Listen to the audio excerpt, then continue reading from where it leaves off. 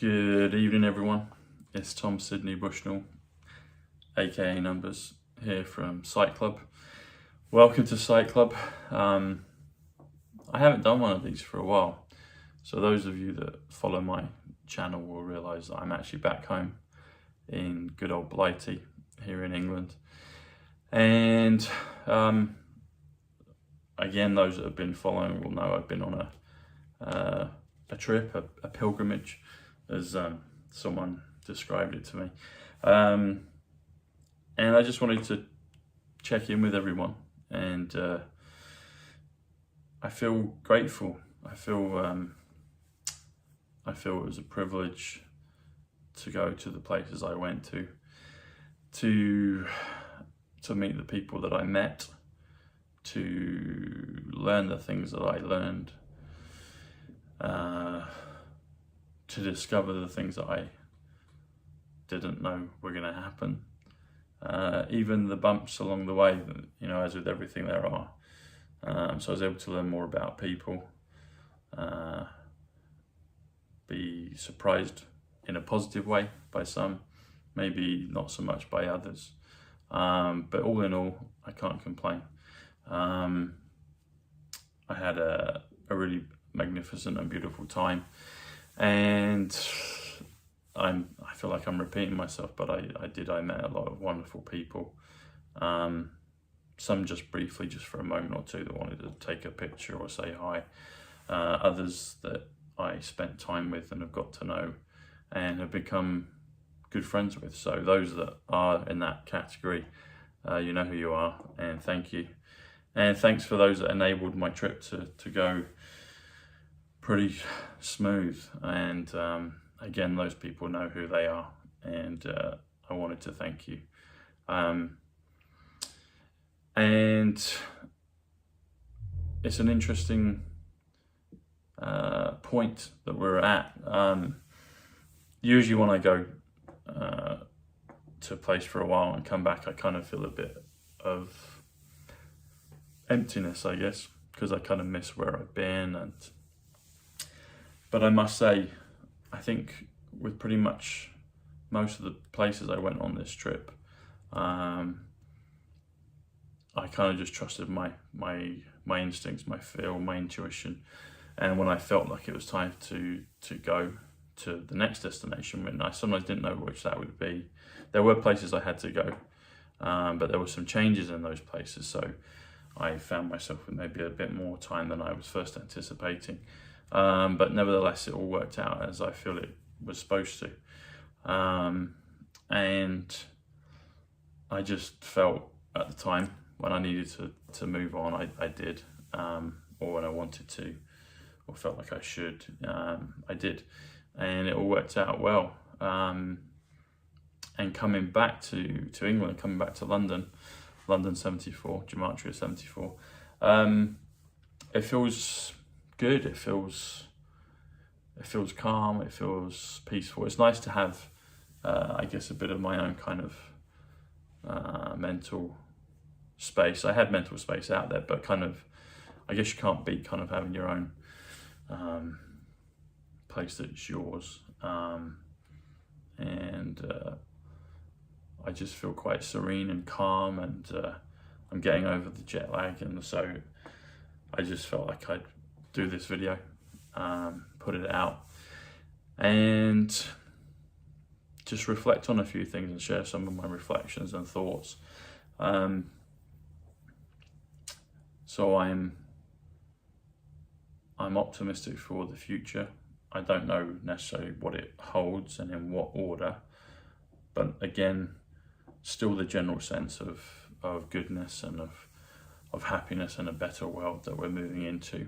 And maybe timelines and expectations on dates and things maybe haven't come as we thought, but we don't know the full extent of everything that's being planned. So, but yeah, I just have a feeling of gratitude and of calm and serenity, and just looking forward to the next few weeks, what it brings, and enjoying this next step of the journey. So some things did come to mind that I wanted to share in terms of the numbers. And so people that are new to the channel, very briefly, what I'll be doing is something called gematria, which is kind of the thing I'm known for. I guess it's one of the gifts I have. There's some others that I'm beginning to kind of unlock and discover. And I think there might be some more goodies and gifts that get opened along the way. But gematria is a bedrock, is a key foundation for me, for my learning and for my ascension, for my awakening. So basically what it is simple gematria. Is A is the first letter of the alphabet, hence it equals 1. B is the second letter, hence it equals 2. C is 3, D is 4, all the way through to Z or Z, which is 26. And so you add up the numerical value of words, places, names, phrases, things that are important to you and things that are important in the kind of global spectrum. So that's what we'll be doing some of this session. So something that came to mind, which I'll start off with this. So while I was in the States, I had experiences. I was already kind of experiencing this, but I had more hands-on experience of it. More obvious examples of it in terms of, well, you hear in the community going from 3 to 5D, or 3, to fourth to fifth, and I guess we can say we live in a 3D reality, in a 3-dimensional world. And the fourth dimension, some people say that's time, and maybe that's the case. There might be some other elements to that as well. So a sense of, if we're in a 3D world, a fourth would kind of suggest that it has kind of more possibilities and kind of sits above in a way, and then the fifth would be another jump up from that. I've mentioned this before many months ago, but President JFK was the 35th president. So that kind of points to me 3 to 5, 3 to 5th. President Donald John Trump is the 45th president, so 4 to 5th. 4 to 5th. So it's showing you the 4th to the 5th in terms of dimensions. Doesn't mean that neither of those gentlemen have covered all of the ranges from the 3rd to the 5th. I believe that is the case. But I wanted to mention that because I think it will make more sense as I go through this. So I, particularly at the beginning of the journey, I had examples of what I believe 4th dimensional examples of showing how things could be. Things that I wasn't really consciously privy to before. Kind of magical things. And I was quite excited to learn about those things because I guess I was guided in a way that it wasn't kind of freaking me out. It was a mild example of certain things, but nevertheless they did occur. And I was feeling pretty optimistic and excited to learn more, but it was also quite confusing as well, and I think maybe that was because of the source. And I guess I probably won't go into that too much, but suffice it to say, I was grateful for the examples, even though the conclusion, there's a bit of a twist in it, and I didn't realize maybe the source of certain things. But to suffice, to repeat, I may repeat myself, but I think it is appropriate. Suffice it to say, I was grateful for the experience, and I was protected throughout all of it. And I'm looking forward. I believe I can learn more about those things from a pure source or sources. So those that understand what I'm talking about, I'm just kind of saying, I think I'm ready. I was grateful for the examples. And I don't want to be bombarded by nefarious sides of things, because I've kind of seen that, and I'll just bat those away. But I think the time is ready for me, and for many of us, for all of us, to be able to experience and to learn the things of higher dimensions. I know in the movement people talk about the fourth dimension being kind of where, nefarious things have gone on, and that could well be the case. I have a better understanding of that now. It was almost like I was in a controlled kind of period of tutelage, really. So I was fully protected, but I was shown examples of how the matrix could be changed and twisted, and have things happen that there wasn't really any three-dimensional explanation for. I put it that way. But as with all things, there's dark and there's light, and maybe there's a bit of grey. But there's I feel in a place of light and of faith and expectation and hope and promise. And I feel like I can feel that coming. So I'm grateful to have had I believe that the situation was set up divinely, and I was protected, and I was shown some things I didn't understand at first, but I witnessed them, and then I kind of was able to figure them out. But that shows me that there's also, within that realm, there has to be the real pure and great examples of things, without the kind of confusion. But again, I have to stress I was divinely protected, and I'm grateful for that protection. So I am interested and curious and open to learning more about those things from a real good perspective. And I thought I was initially being initiated into some good things. But I think it was kind of to show me some certain things that existed. It also gave me some, I guess, more compassion for the world. To be, if the world is on a 3D level, and the fourth dimension, I don't know if it's fully on the maybe not so good side. I think it's a mix. But if the fourth, if maybe the not so good stuff is able to be permitted on the fourth, I can understand more now how people could be hoodwinked in many things, and even generations. Because with this experience that we're going through, I find, as with everyone, depends on the levels that we're at, and how far we've been awoken, and for how long, and we're kind of like, why can't people see the things that we can see? But if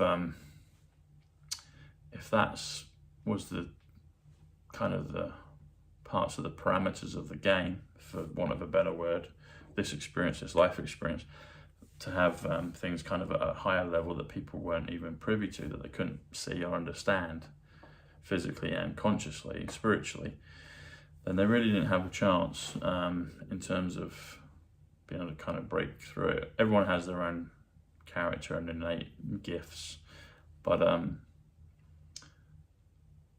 yeah, I guess compassion and patience with people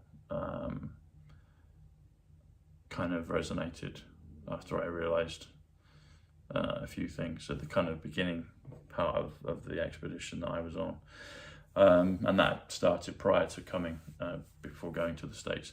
So yeah, so I'm grateful for the experience that it was presented to me, and like I say, I was protected all the way along to be shown certain things.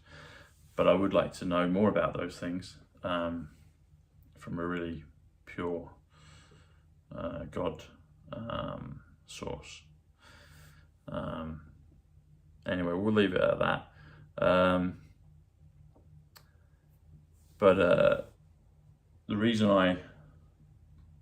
but there's some things that I've had, kind of in my, it's been there maybe for a few weeks, a month or two. But the reason I bring that up this evening is because I discovered this just not long ago. So going back to Christopher Nolan's film Interstellar, I've mentioned this a number of times. There's the device called the Tesseract. The Tesseract was an example, a cinematic creation that Christopher Nolan and his team put together to help demonstrate the fourth. I actually thought it was the fifth dimension, but I was watching a video just moments ago, and they were saying it was demonstrating the fourth. So whether it's the fourth or the fifth is okay. It's higher than the third. But I've mentioned this before, and the number experience kind of really triggered for me. Although I didn't understand it. I felt it, but I didn't understand it through the numbers until 2020, early 2020. But I've mentioned it before, but it's appropriate to mention again. So, and hence I'd gone back to New York on this occasion, on this recent trip, and experienced things there. Because New York, people can say what they want about it, but it is a magical place, and I do believe that's the reason why Donald Trump resides there with his family a lot of the time, or has done. And he says, it's got energy 74, Jesus, Gematria, DeLorean, Messiah, London, simple English Gematria 222. So there's a reason for that place being the way it is, and I've always really liked it. I've been there twice consciously in this lifetime. May have been there before, I'm sure. But there's a reason that New York is a special place. So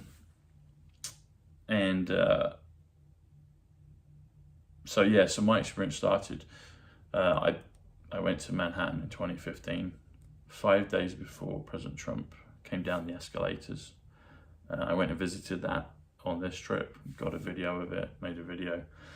I bumped into his daughter, Ivanka Trump, and my cousin Paul had passed just recently, just before that.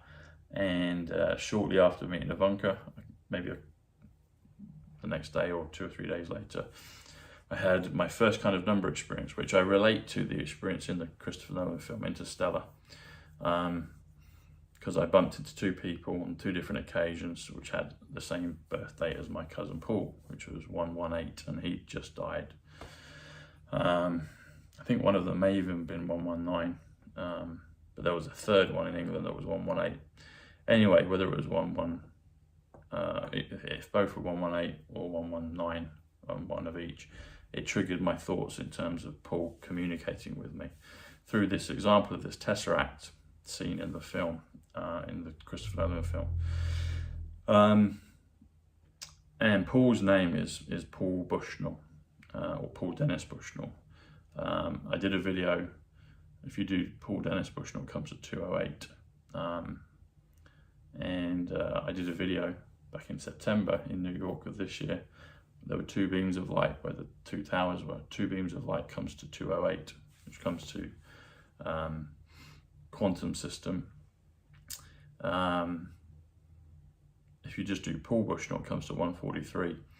Now, this Tesseract in the Christopher Nolan film helped me understand the experience I had in regards to my cousin passing, because I felt back in 2015 that he was communicating through this Tesseract kind of bookcase. If you haven't seen the film, it might not make too much sense. If you have, it will make some sense. But it was almost like he was kind of knocking on the consciousness from the spirit world and saying, "It's all right, Tom, I'm here," and he'd only died a number of days prior to that. And I knew that was him communicating with me through the dates of birth of those 2 people, and then a third one a few weeks later in London, because they were the same as his date of birth. 118, and 118 is the storm, the awakening, the matrix, the silver.